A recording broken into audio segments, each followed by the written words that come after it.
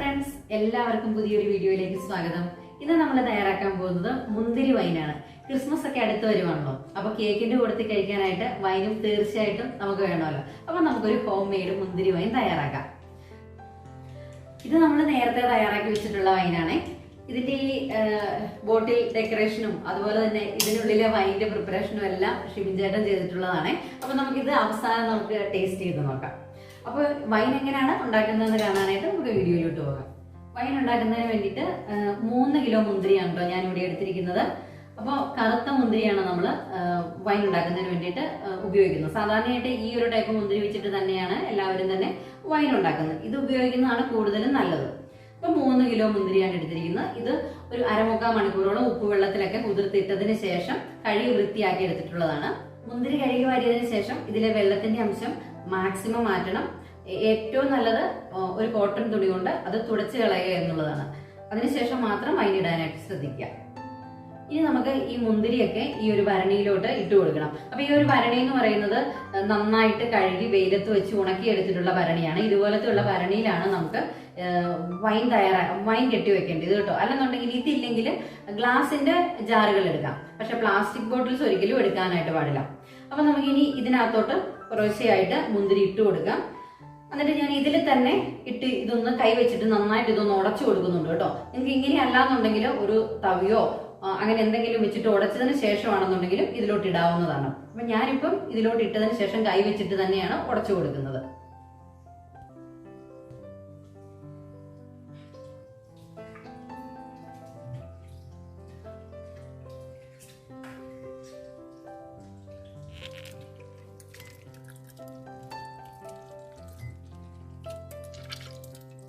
മുന്തിരി മുഴുവനായിട്ടും ഞാൻ ഇതിലോട്ട് പൊട്ടിച്ച് ഇട്ട് കൊടുത്തിട്ടുണ്ട്. ഇനി നമുക്ക് ഇതിലോട്ട് ചേർക്കേണ്ടത് പഞ്ചസാരയാണ്. ഞാനിവിടെ 3 കിലോ മുന്തിരിക്ക് 1.5 കിലോ പഞ്ചസാരയാണ് എടുക്കുന്നത് കേട്ടോ. 1.5 കിലോ പഞ്ചസാര ചേർക്കുകയാണെന്നുണ്ടെങ്കിൽ ഒരു മീഡിയം മധുരം മാത്രമേ കാണുള്ളൂ. നിങ്ങൾക്ക് കൂടുതലായിട്ട് മധുരം വേണമെങ്കിൽ ഒരു 2 കിലോ പഞ്ചസാര ഇവിടെ ചേർക്കാവേ. പഞ്ചസാര ഇട്ട് കൊടുക്കുവാണേ.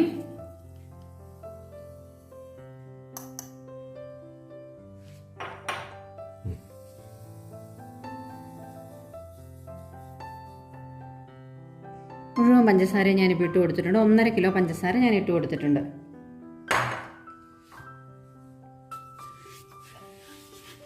നന്നായിട്ടൊന്ന് ഇളക്കി കൊടുക്കണം.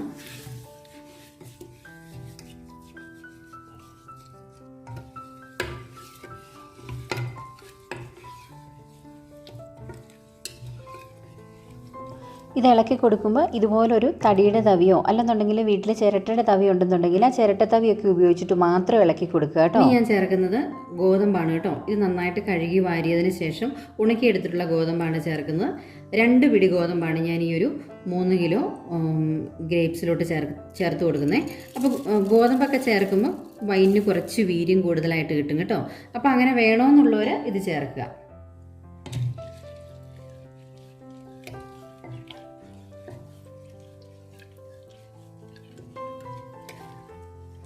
ഇതിപ്പോൾ ഇങ്ങനെ ചേർക്കാതെ ഒരു തുണിയിൽ കിഴി കെട്ടിയിട്ടാലും മതി കേട്ടോ. നല്ല കോട്ടൺ തുണിയിൽ കിഴി കെട്ടിയിട്ടാലും മതി. അപ്പോൾ അതെങ്ങനെയാണെന്ന് വെച്ചാൽ നിങ്ങളുടെ ഇഷ്ടത്തിനനുസരിച്ച് ചെയ്യുക കേട്ടോ. പിന്നെ നമ്മൾ സ്പൈസസ് ഒക്കെയാണ് ചേർത്ത് കൊടുക്കുന്നത്. ഞാൻ ഇതുപോലൊരു 8-10 കഷ്ണം കറുവാപ്പട്ട ചേർക്കുന്നുണ്ട്. പിന്നെ ഒരു 10-12 ഗ്രാമ്പു, 4-5 ഏലക്ക. അപ്പോൾ സ്പൈസസിൻ്റെ അളവ് നിങ്ങൾക്ക് ഇത്രയും ചേർക്കാനായിട്ട് താല്പര്യമില്ലെന്നുണ്ടെങ്കിൽ ഇതിൽ നിന്നും ഒരു 3-4 എണ്ണം വീതം കറുവാപ്പട്ട മാറ്റാവുന്നതാണ്. അതുപോലെ തന്നെ ഒരു 3-4 ഗ്രാമ്പുവും മാറ്റാവുന്നതാണ്. ഇതും ചെറുതായിട്ടൊരു വീര്യമൊക്കെ കിട്ടും ഇതൊക്കെ ചേർക്കുവാണെന്നുണ്ടെങ്കിൽ. ഇനി ചേർക്കുന്നത് ഈസ്റ്റാണ്. ഇൻസ്റ്റൻറ്റ് ഡ്രൈഡ് ഈസ്റ്റാണ് കേട്ടോ ഞാനിവിടെ എടുത്തിരിക്കുന്നത്. ഇതൊരു 1.5 സ്പൂൺ ഉണ്ട് കേട്ടോ. അപ്പം 1/2 സ്പൂൺ വീതം, 1 കിലോയ്ക്ക് 1/2 സ്പൂൺ വീതമാണ് ഞാനിവിടെ എടുത്തിരിക്കുന്നത്.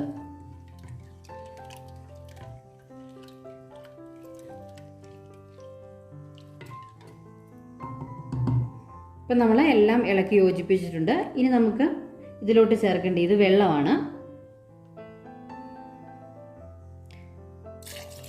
1.5 ലിറ്റർ തിളപ്പിച്ചാർച്ച വെള്ളമാണ് ഞാനിവിടെ ഒഴിച്ചു കൊടുക്കുന്നത്. 1 കിലോയ്ക്ക് 1/2 ലിറ്റർ വെള്ളം വീതമാണ് ഞാനിവിടെ എടുത്തിരിക്കുന്നത്.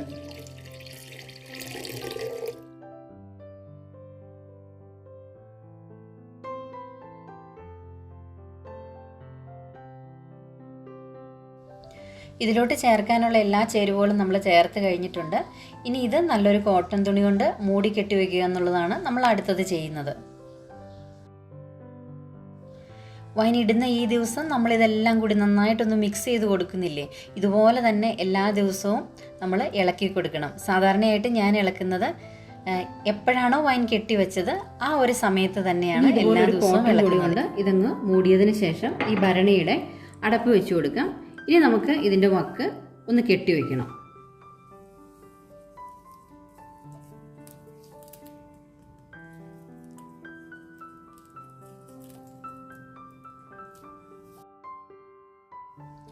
ഇതുപോലെയുള്ള ഒരു ചരട് ഉപയോഗിച്ചാൽ മതിയാവും. ഒരുപാട് മുറുക്കിയൊന്നും കെട്ടേണ്ട കാര്യമില്ല, കാരണം നമുക്കിത് എല്ലാ ദിവസവും അഴിച്ചിട്ട് ഇളക്കി കൊടുക്കാനുള്ളതാണല്ലോ.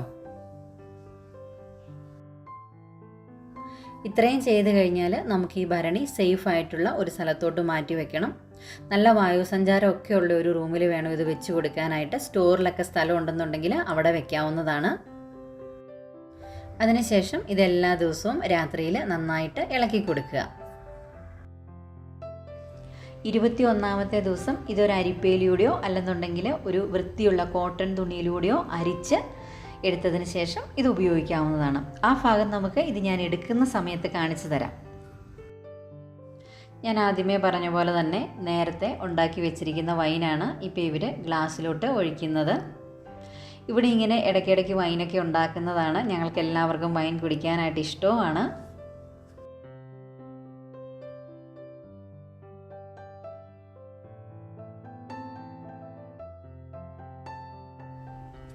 അപ്പം ഞങ്ങൾ വൈനൊന്ന് ടേസ്റ്റ് ചെയ്ത് നോക്കാൻ പോവാണ്.